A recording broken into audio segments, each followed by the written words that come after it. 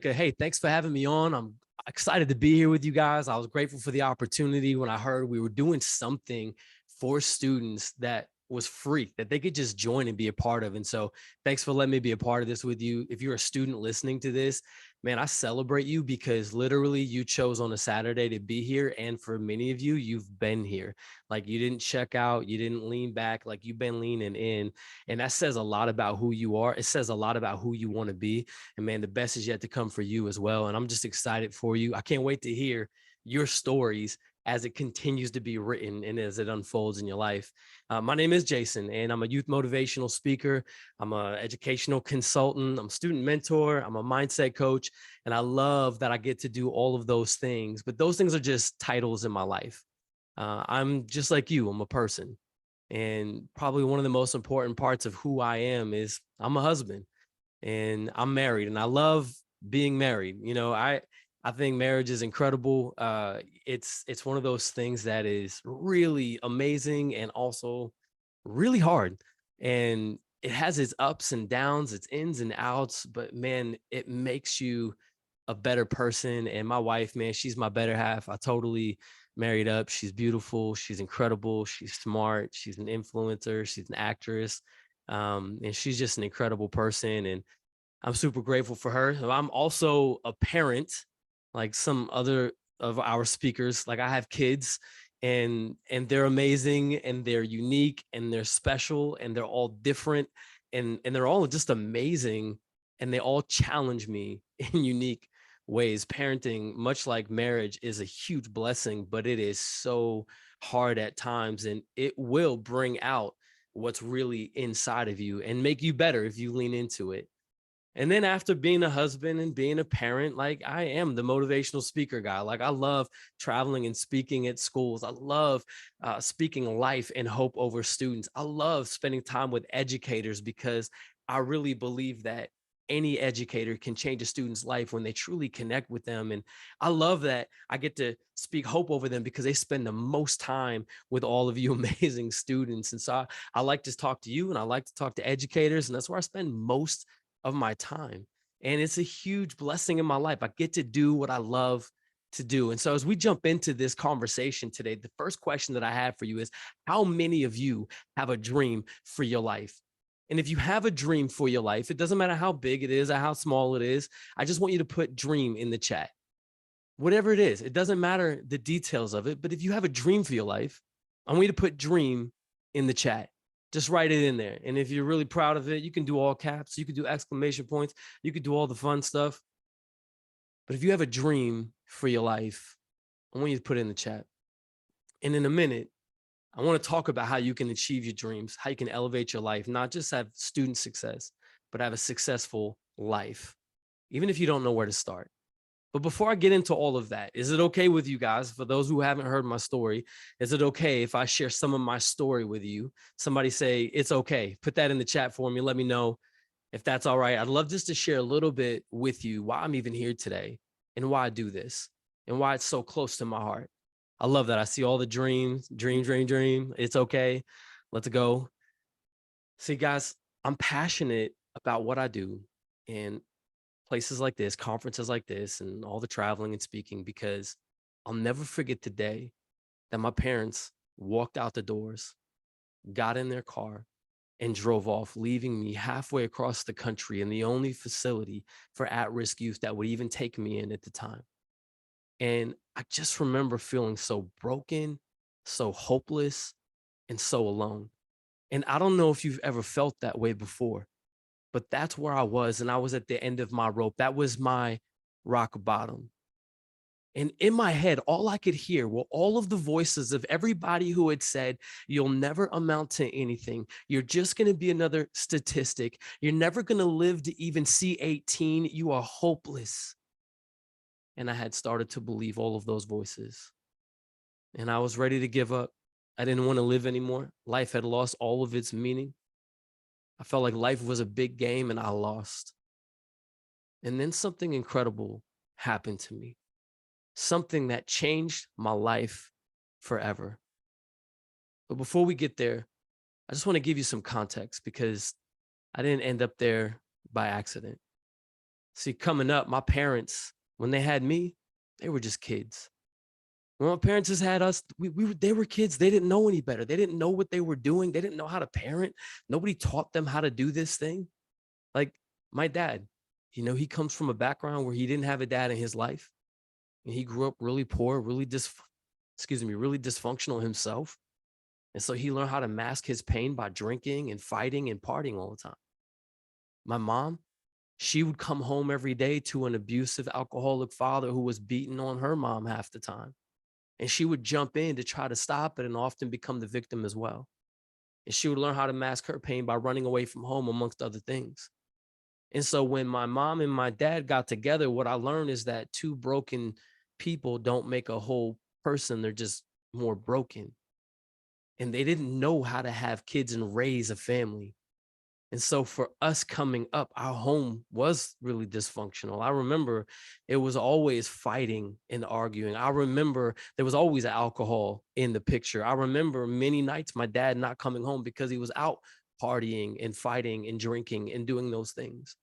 And I didn't know that that was different or unique. It was just as a kid, I had to process this was life.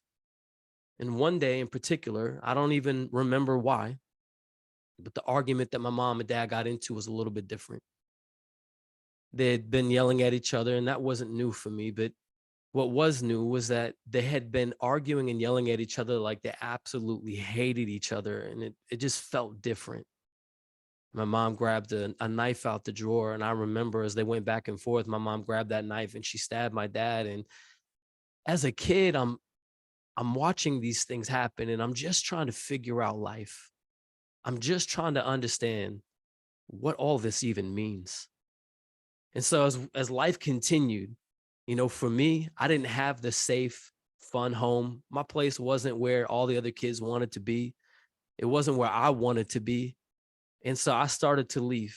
I started looking for it and everything else. And much like some of the stories you've heard already, I turned to the streets and I turned to my cousins because they were the only people who I felt like understood me, valued me, took me in, didn't judge me, loved me for who I was. But the problem with that is that my cousins were in gangs. And so I was introduced to a lot of bad things at a young age, and at an age really nobody should be introduced to those things. And so from middle school, my middle school years were tough. Drugs, alcohol, porn, all the things. I remember really getting to a place in my life where I started to not care. If you ask my teachers in second grade about me, they would say, this kid, he's going to do great things with his life. He's got dreams. And I could have told you about those dreams. I did have dreams. I wanted to do great things. I really did. And I was passionate about it. But as I started to make some poor decisions in my life, those dreams started to fade. And at first, it really wasn't a big deal, guys, right? It's lying to your parents. It's sneaking out. It's stuff that doesn't seem like it's important or that it matters. But that turned into worse things, which turned into worse things, which turned into worse things. And see, by the time I was in ninth grade, I had been labeled oppositional defiant disorder. I've been removed from my home by the state for threatening to harm my family. I had been placed in foster care. I was literally told I would never live to see 18, and then eventually found myself halfway across the country in the only program that would take me in. I made a lot of really bad choices. And while I don't want to spend a lot of time on all the nitty, dark, gritty details of what that looked like, I want you to know that I started out wanting to do good with my life, and I found myself in a really dark, hopeless place. That's never where I wanted to be. But if you asked me in my freshman year if I had any dreams, all of those dreams had come crashing down. I didn't have any dreams left in my heart. I wasn't optimistic about anything. I thought I was going to die. And so I went out in a blaze. Like that was my mindset. And I remember having knives held in my throat, people flashing guns at me. I remember being in scenarios where I thought it was the last moments of my life. But there I was in this program. And this guy notices me. And this is where everything begins to shift and change for my life. I was used to being noticed, but for all the wrong things, all the bad things, all the obnoxious things that I was used to being noticed for. But this teacher, he was a little bit different. He noticed me for me, not for what I had done, not my labels, not my past, not my history, not my poor behavior or performance. He saw me And he valued me. And every time I tried to cuss him out, and every time I tried to push him away, and every time I tried to get rid of him like I had done with everybody else in my life, there he was. And he refused to give up on me. And he refused to give in. And he refused to leave my side. And he said, Jason, you're just a few choices away from a very different life.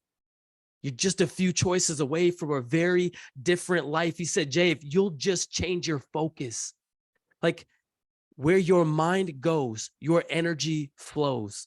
What you think about the most is who you become, and what you stare at, you steer towards. And he was right, because everything that I had been fixed on, all of my past failures, all of my mistakes, all of the labels, all the voices in my head of who I couldn't be, where I couldn't go, who I couldn't become, and what I would never do. That's all I could hear in my mind. And so I kept repeating those same mistakes, those same failures over and over and over. He said, Jay, you got to think different, man. I didn't know what that meant. I didn't know how to do that. I didn't know this thing about fixed mindsets and growth mindsets. I didn't know that. I was just handed life. This is what it was, and that's how it's going to be. He said, you got to think different, man. You got to elevate your mind. I started to do that. And he showed it to me. He modeled it to me. He modeled it to me by believing the best in me when nobody else did, and I certainly didn't. And he believed there's something great inside of me. And it opened my mind to the possibility that maybe there's some truth to what he's saying. And because he believed it for me when I couldn't believe it for myself, I started to learn that there was so much more below the surface that I had no idea about. And this was the beginning of my journey of mindset, of how I started to discover these truths that could change my life forever. And I learned about this statistic. It's interesting. It came out a couple years ago. It said that 80% of our thoughts are negative. And what's wild is that we have 12 to 60,000 thoughts a day. That's a lot. But 80% of those thoughts are negative. And worse yet, 95% of those negative thoughts play on repeat like a bad playlist over and over and over again. How on planet Earth can we be successful? How can we achieve our dreams if that's what's dominating our mind? Negativity. Come on. I know that we've had negative thoughts about ourselves probably this week at least once. We all have experiences. We all have things people have said to us, and worse yet, things we've said to ourselves. And we pick up these negative narratives and these stories that we tell ourselves. And what we don't understand is that biologically, we are rewiring our thoughts. We're rewiring our neural pathways, creating a lens through which we see and experience life. And if 80% of our thoughts are negative and 95% of those are on repeat like a bad playlist, I promise you the lens that you look at life through is negative. And you're going to find what you're looking for. I had to change my thoughts. I had to elevate my mindset. I had to learn how to think different. I had to learn how to think different about myself. I didn't think I was lovable. I didn't feel worthy. I didn't feel like I mattered. I didn't feel like any of those things were true. And guess what? If that's what I believed, guess what kind of life that I lived? I lived like I didn't matter. I lived like I wasn't lovable. I lived like I wasn't worthy. Listen, if you've never heard this before, hear me today. Your beliefs 1,000% of the time determine your behaviors. I'm not here to speak to you about what you got to do different. I want to help you think different, because if you can't think different about yourself, then you'll never do anything different for yourself. I need you to start believing that you are more than you've been told. I need you to start believing that you are worthy no matter what you've done, no matter where you've been or what's been done to you. I need you to know today that you are absolutely lovable and you deserve everything life has to offer, because you have air in your lungs and you matter. You got to elevate your mindset. And the question I have for you is, who do you want to become? Not where have you been, not what have people said about you, but who do you want to become? I know that's a deeper question. And I know we don't often sit around analyzing ourselves this way, but if you don't take inventory and if you never process these things, then you can never actually achieve what you want to do. Listen, GPS is great. GPA is great. All the things you've heard today are great. They're good. They're incredible. But can I tell you that if you never change your beliefs, those other things will never, they won't matter. They just won't. They won't matter if you can't get this thing where it needs to be. How do you believe about yourself? Who do you want to become? And maybe take some time to just write that down for yourself. Where do I want to go in life? What do I really want to achieve? It's not enough just to get a good grade in your class. It's not enough to just graduate. Who do you want to become? When people say your name, what do you want them to associate your name with? What do you want to be said about you? Somebody told me a long time ago, a great practice is write your own eulogy. And yeah, they were right. Write your own eulogy. What do you want people to say at your grave about the kind of life you lived, who you were? Were you kind? Were you loving? Did you persevere even when it was hard? Right? What kind of a person do you want to become? And then this mentor, he said, Jay, you got to evaluate your relationships, man. You got to evaluate your relationships because the people closest to you impact your life the most. And many of you've probably heard people say something like, you are the sum total of the 5 people you hang out with. But most of us don't know what to do with that information. And it's true. The people you spend the most time with do impact your life the most. And as I looked around, I realized my 5 closest friends were just like me. They were high like me. They were dropping out of school like me. They were fighting like me. They didn't have a bright future like me. And I had to make some real big changes in my life. And probably one of the biggest changes I had to make were those relationships. But because I started to think different about who I was, I now had the capacity and the ability to evaluate those relationships and have enough courage to do something about it. Because the quality of your relationships directly impacts the quality of your life. I'm going to say that again. The quality of your relationships directly impacts the quality of your life. I had a friend who was an incredible athlete. I don't know if you know anyone like this, but he could play baseball, football, basketball. He was incredible. This brother was 6'4". He was fast. He was agile. He could do anything. He had D1 schools scouting him. He had a bright future. But one summer, he decided to go back and hang with the homies. He thought he was good enough now. He was going to be okay. And he started to hang with the homies. And by the end of summer, he found himself at a party, drunk and high, and they were all shooting guns in the air. And he accidentally shot his best friend. He threw him in the backseat of his car, drove him to the hospital, but he bled out on the way and he died. And instead of going to a D1 school, he went to state prison, facing 25 to life. And I'm trying to tell you that the quality of your relationships directly impact the quality of your life. There's no way around it.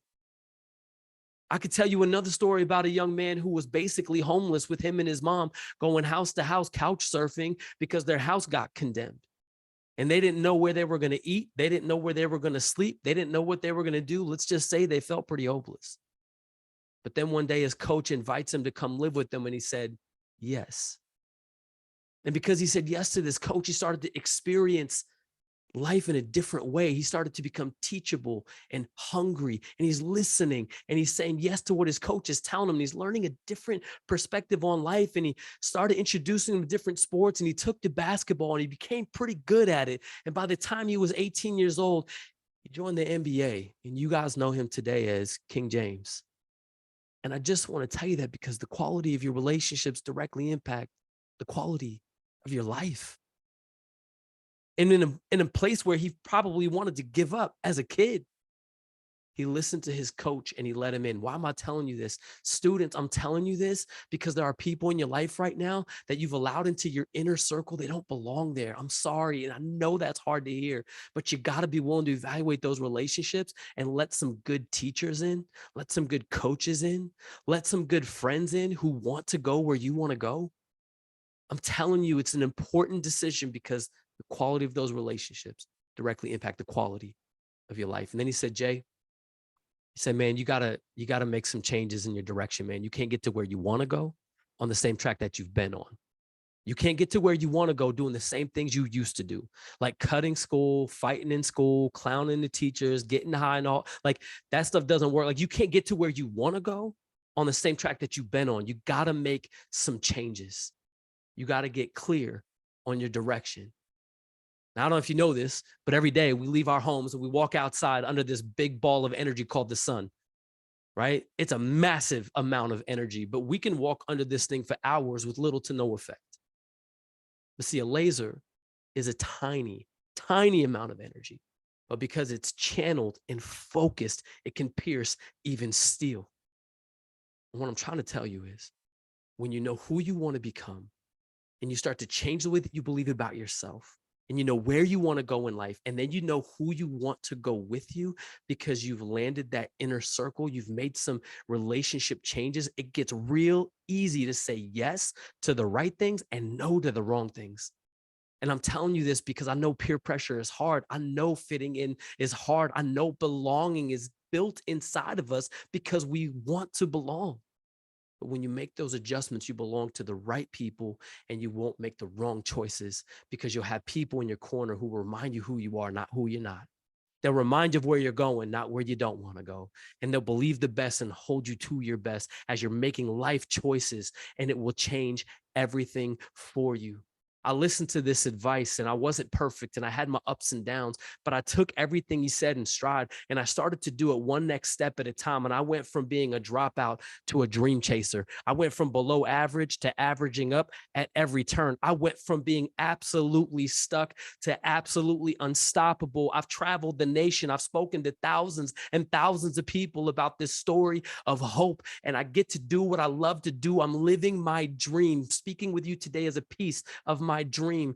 My family is a piece of my dream. The life that I'm living right now in the raw is my dream. And it's not just my dream. I'm telling you this because you can achieve your dream too. You can elevate your life no matter where you've been, what you've done, or what's been done to you. But I'm telling you, you got to start elevating your mindset. You got to decide who you want to be and how you believe about yourself. You got to evaluate those relationships because the quality of those relationships directly impact the quality of your life. And you got to get laser clear on where you want to go, who you want to be, and start making some good choices to move you towards your dreams. But you can, and it starts today.